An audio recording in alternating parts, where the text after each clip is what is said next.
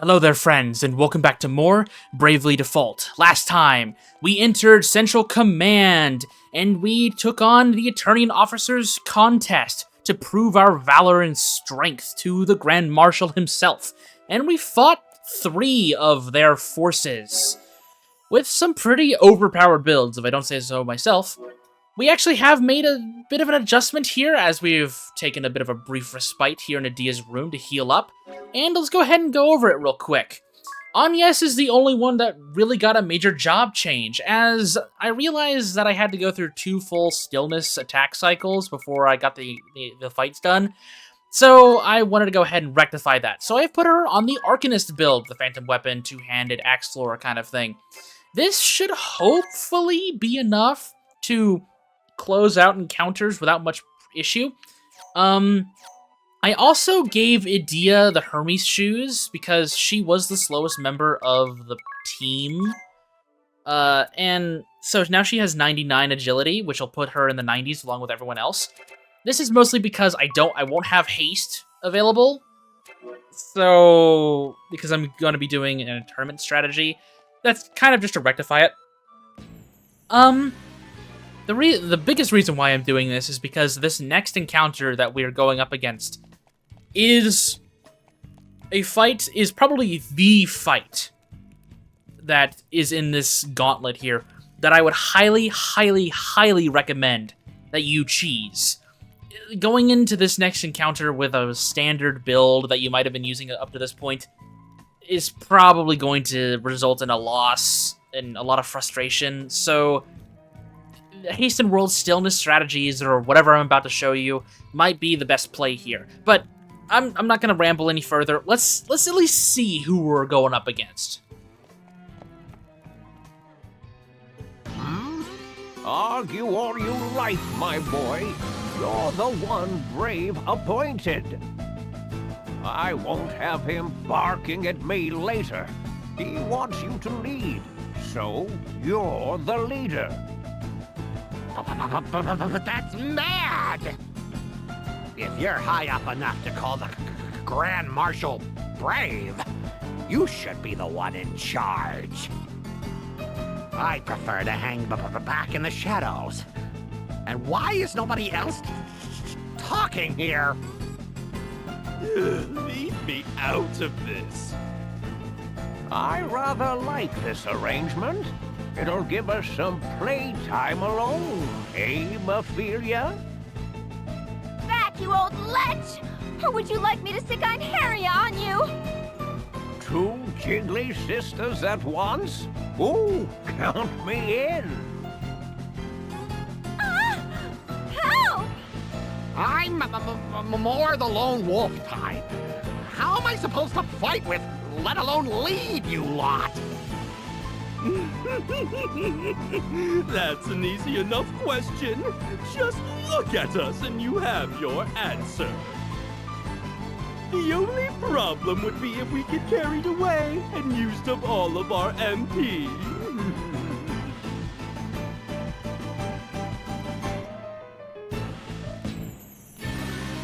Yeah, that's who we're going up against. It's interesting to see Ominous's kind of obsession with authority and seniority. It's a neat little character quirk of his.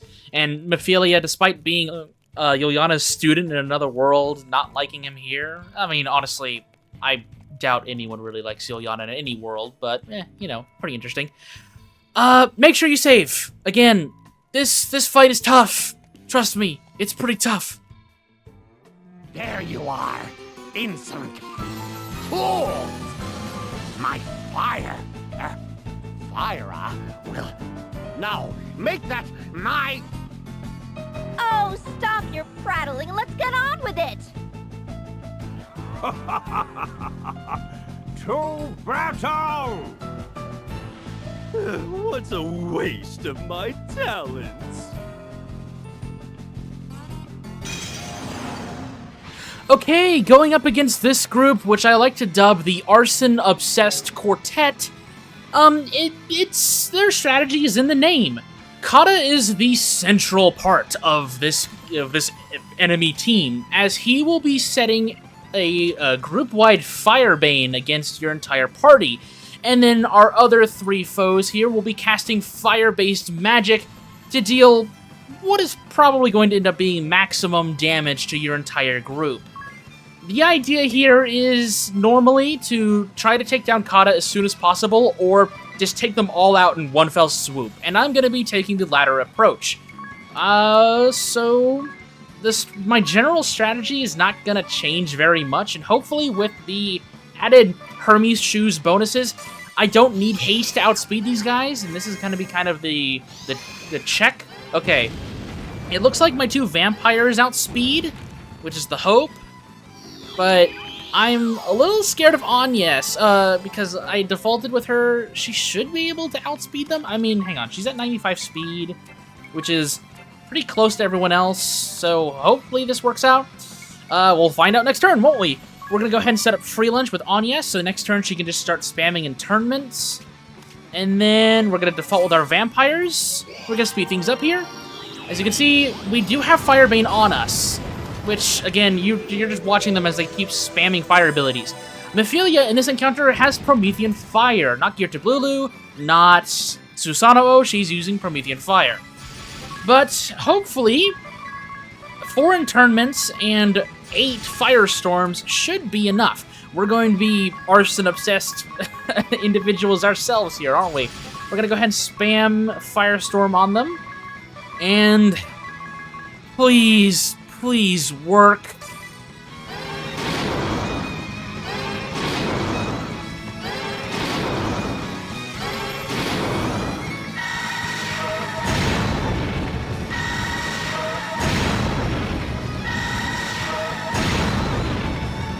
I still haven't pulled my best spells out of my hat. Is that hope soaring down from the sky? Or perhaps it's... Careful now.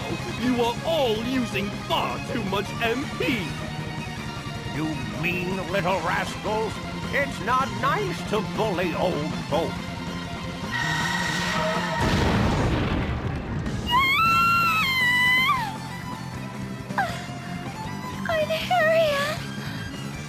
Don't overdo it now. It's terrible for the complexion.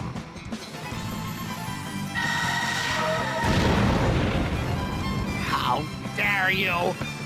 Insolent fools! All of you! All right, if you're done here, clear the way.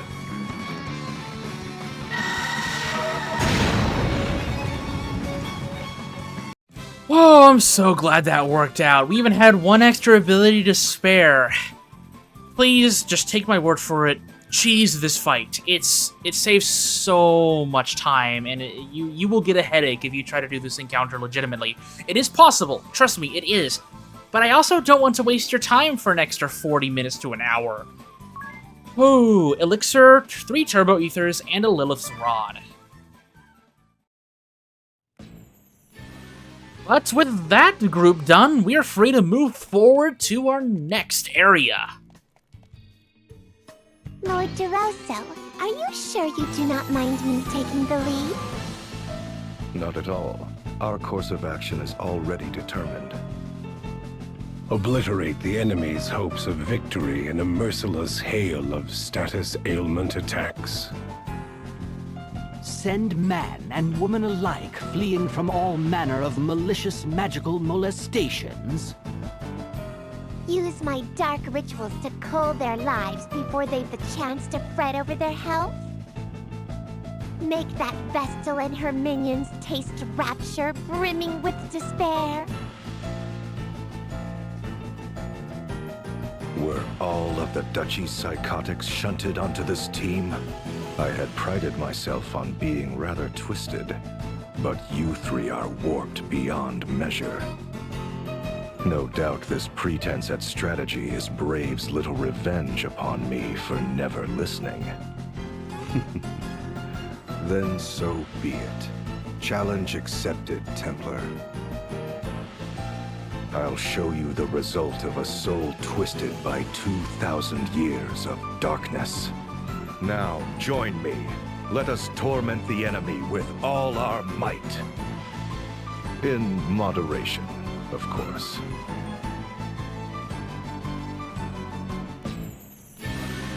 Great. 4 of the Duchy's greatest psychos, all put in one nice little group for us. Oh dear. Unfortunately, I can't exactly throw ailments against Victoria like I'd want to, but this'll work out. This is as far as you and your riffraff go, Vestal. We will annihilate you in a hail of crippling ailments!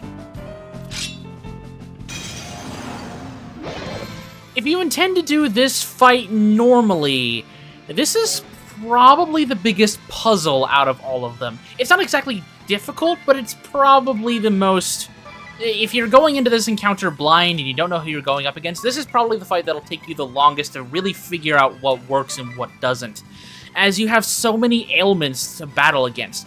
The biggest idea I can really give you is to utilize the Spirit Master's ailment nullification abilities, as that will really put a dent in their strategy. Afterwards, you just lower all of their attack powers as much as possible and just hope for the best from that point onward. Because really, there's not really much you can do. There's so many ailments being thrown at you at once. You could also utilize Salvemaker's Inoculate to at least remove some of the tension here. Other than that, try to take them all down at once. But if you have to take them down one at a time, I would suggest going for Victoria and De Rosa first. Not De Rosso, De Rosa, as Victoria has access to Doom, as we see on Idia here, and De Rosa has access to Charm. Paralyze and Poison from Kint and De Rosso aren't nearly as annoying. So, yeah. BP recovery might also be not a bad idea here, as they would be helping you thanks to the ailment BP increase. There's some ways to counter this. It's not as bad as the other encounter, but realistically, just play this safe. Try to cover at least 1 or 2 ailments that they might throw at you, and then just deal with the rest in any way you can. It's honestly probably my favorite fight of the bunch. Victoria isn't going to be taking any damage from this as she resists dark, but hopefully the firestorms will make up for that. Only one revenge proc so far, which is nice. And hopefully we can take them all down in one fell swoop. I'm far from Satan, if you know what I mean.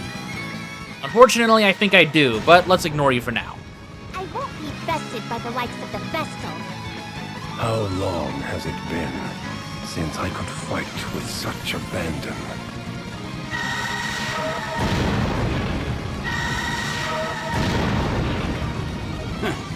This isn't Old Red's finest moment. I agree. Now move your miserable carcass out of my way!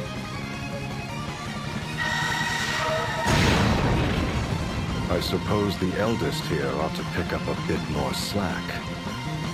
This is fun. Oh.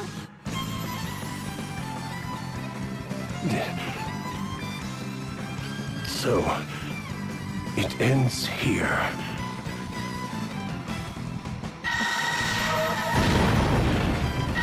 Okay, so the eldest of them all stands tall here.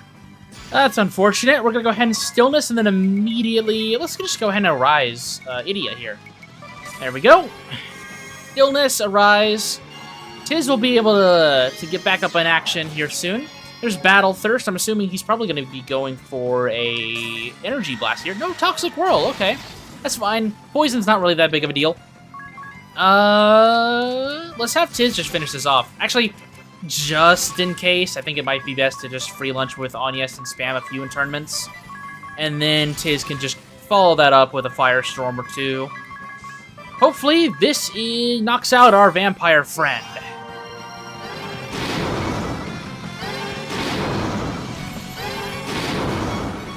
Impressive. I even felt a pang of envy for you mortals. Just a bit, mind you. And there goes the debuff team, the Eternian Psychos, as they put themselves. This is probably, honestly, my favorite fight of the bunch, as it requires... There's not really any way of fully managing everything they can throw at you, So you do have to deal with certain things, which makes it pretty unique in my opinion. 4 Turbo Ethers and 1 Elixir. Now, while I walk back to Edia's room to heal up, because obviously as you can see I'm hurting, I want to go ahead and mention something. I've talked a little bit about how there are regional differences between the, I guess not really regional differences, it's, there were multiple versions of Bravely Default that came out, especially in Japan. There was the original Flying Fairy version that released in 2012, and then they released the sequel version later down the road. One of the biggest changes between the versions is that Chapters 7 and 8 were just repeats of Chapters 5 and 6. Which meant the special sub-scenarios that we have been playing through for the past few episodes did not exist in the very original version and release of this game. This boss rush did not exist until later versions of the game, which is really crazy to think about. That if you were playing the very, very first iteration of Bravely Default, you basically, all you had to do was just go around awaken all the crystals and then beat the game. There really wasn't anything to do for these final 2 chapters. So I am very glad these were added. Now, again, I'll get to my real opinions on the whole loop system at a later date. Trust me, it will get a lot of time to shine later. But I do want to say that at least this was added. I mean, I feel like there should have been more, but hey, I'll take what I can get.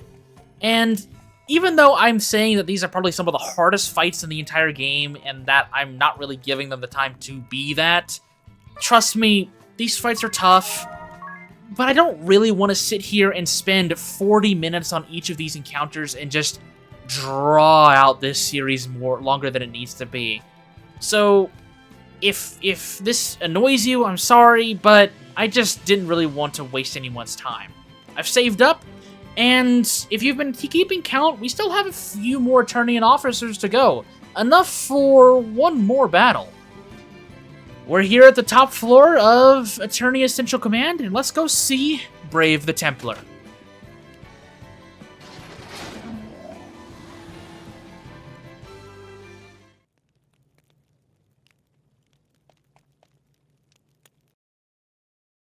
Victor, I trust I needed to remind you that you are the crux of this group.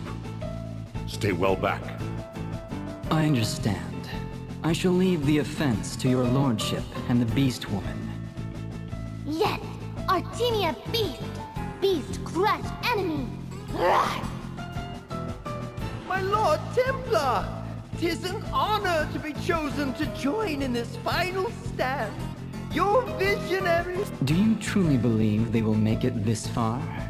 They'd need get by Victoria, and I hardly think. Fly! Here now! Exhausted, but courageful! As well they ought be. Nay, must be! Theirs is a task difficult beyond measure. It will take a force well capable of weathering this gauntlet. We shall be the crucible to fire their steel. Give them the training ordeal of a lifetime.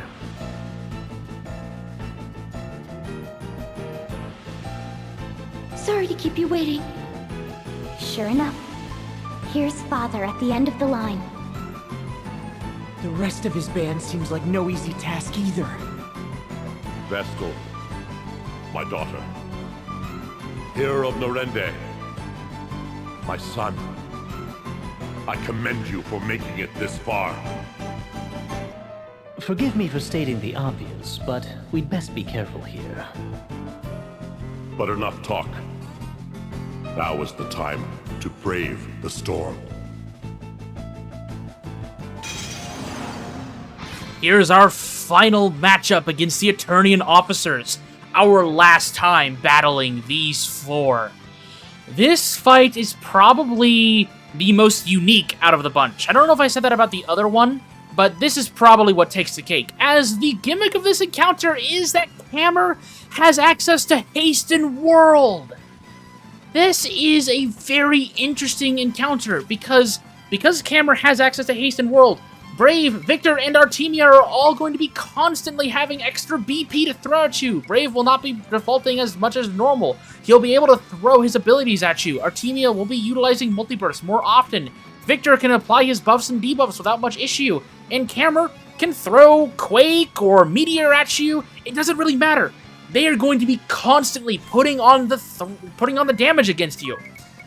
But because he has Hasten World, we can also take advantage of that. So that's exactly what we're going to do. We're going to set up our abilities. And honestly, nothing's really going to change, but we will have extra BP at our disposal to work around, which will be really exciting.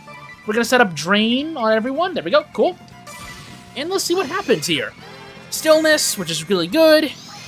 And as you can see, Rampart. That has been applied. This is a very powerful team combination. As we can see, Victor has access to Moderation, which will basically equalize BP. Brave has access to Rampart, which means we have to get through that as soon as possible. And we, again, have to deal with Hasten World and, like, Multi-Burst and whatnot. Like, oh my goodness, there's so much to go through. Whew, we have to be ready for this. The idea here is I'm going to use Ringabel's extra BP to immediately begin applying as many defensive buffs as we can, as he needs to live, because things are going to hurt. Things are really, really, really going to hurt. Yeah, we're going to go ahead and apply Protect on Ringabel twice. We're going to have Anya's apply Free Lunch, and then his... I should be able to go through the Stillness here. So let's go ahead and have him just throw a Firestorm out there to break that Rampart. We might be able to force Brave to utilize it again later down the road. So let's see if we can break that Rampart. Okay, there we go. We broke the Rampart. That way, next turn, we don't have to worry about wasting an action. We can just immediately head straight for the heart. Hey, Heart Strike, right there. I love this encounter. The fact that they are utilizing Hasten World against you. It's really, really, really cool. We're going to go ahead and Protect here, and we're going to go straight into the offense here. Ideally, we can take them down without much issue. If we don't, we might be in a bit of a pickle, but again, hopefully this works. If you're going through this fairly normally or trying to take them down individually, go for Victor. Victor is the crux of the group, as Brave said. Take him down, the buffs and debuffs go away. If you take down Cameron, Hasten World still applies, so it's not really worth taking him down. Go for Victor, and then immediately go for Brave, as Rampart is, again, very annoying. Whew, here we go. Let's see what goes down here. Thankfully, Artemia is weak to fire, so she's pretty much guaranteed to go down this turn. No ifs, ands, or buts about that. Everyone else seems to be taking roughly maximum damage, which is really, really nice.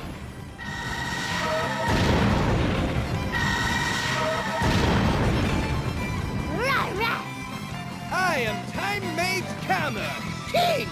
Know your place! This will not do. I can afford no further blunders.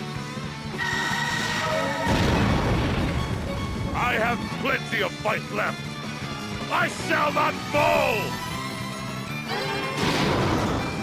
I failed to meet the Grand Marshal's expectation. Luther, run! In Artemia's way!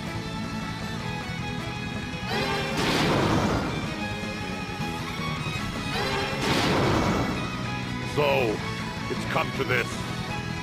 Well done! And there we go. We have finally weathered the storm. Every single Eternian taken down once again, and for the final time of this playthrough. Oh, it's nice to be done. I think we're ready for any challenge that comes our way now. I commend you, Vestal. The most elite of the Duchy's troops have fallen by your hand. Use that same steadfast determination to fulfill the hope that lies deep in your heart. Now go forth! Go forth and save this world! We will remain here. Should your heart waver, return to us at any time. I thank you. We'll be back, Father. I'll watch out for Idea, and this rascal right here, he'll... I'll protect Agnes. Then go! Onward, warriors of light!